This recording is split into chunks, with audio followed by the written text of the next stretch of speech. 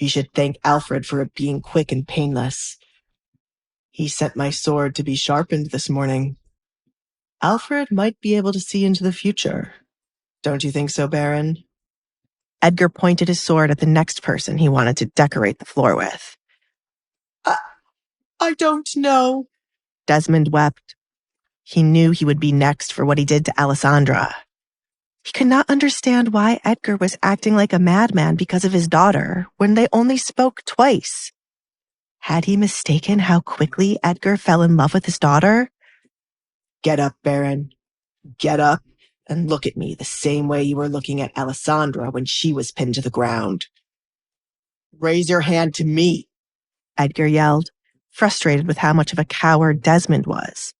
But yet he stood proud when his own flesh and blood was on the ground, fighting against a man she did not know. Please spare me. Alessandra! Desmond called to the carriage for his daughter. My sweet child. Please come out and tell him to spare me. She has already asked me not to kill you right now. Alessandra, come out. Edgar called to the carriage. She did not want her father to be killed when there were many eyes watching. But that did not mean he could not be inflicted with some type of pain. Edgar wanted her to stand by his side to watch it happen. Alessandra opened the carriage door, revealing herself with the Duke's coat still covering her head. Her eyes widened at the sight of the man's head a few inches away from the rest of his body. He truly killed him, she thought. Though she told Edgar to kill the stranger, somehow she didn't expect he would. He listened to her words without any hesitation. What else could she ask him to do? It was scary of him to do this much when they were not even married yet. Alessandra wondered what would happen to anyone who offended her when she officially became a duchess. Desmond felt like his life was saved when he saw Alessandra come out to stand next to Edgar.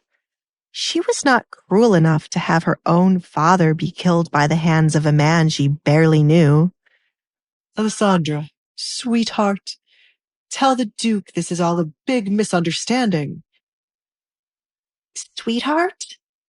Alessandra repeated the one word that stood out to her. She could not remember the last time her father called her this. You really are a coward, Baron. She could no longer refer to him as her father. Alessandra, if we wed tonight, I will have a valid reason for killing your father, said Edgar. He had many other reasons why he would kill the Baron, but Alessandra did not need to learn how much more corrupted her father was. I can make a wedding happen by the end of the night. People will think I'm pregnant, and that is why the wedding was so fast, Alessandra replied.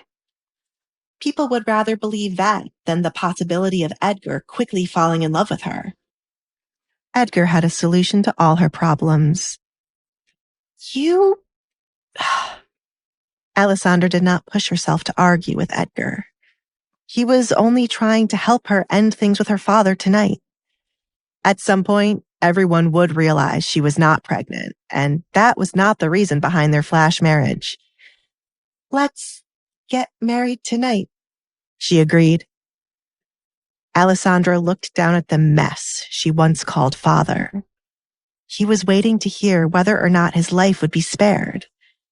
Edgar was certain he wouldn't get in trouble for killing a baron, so why was she prolonging this? She was curious to see the extent of Edgar's power. Alessandra, Desmond cried, waiting for her to tell the Duke to leave him be. I give my consent for the Duke to marry you. He will just need to for your hand in marriage. Please save me, my child. Alessandra's eyes watered as she came to a conclusion that wasn't as hard as she thought it would be. Her eyes watered not because she would regret this, but due to finally feeling like a weight was going to be lifted off her shoulder. Kill him. Do it quickly so we can get married before the town guards are alerted, she instructed Edgar, then turned around to go back to his carriage. Alessandra, Desmond muttered in belief. Alessandra, Alessandra! Alessandra! Alessandra kept her head high as she listened to the Baron screaming her name until his voice became a faint whisper in the cold night air. Hey, I'm Alessandra. If you're wondering what happens next, download the Pocket FM app now and listen to the exciting episodes of The Duke's Masked Bride.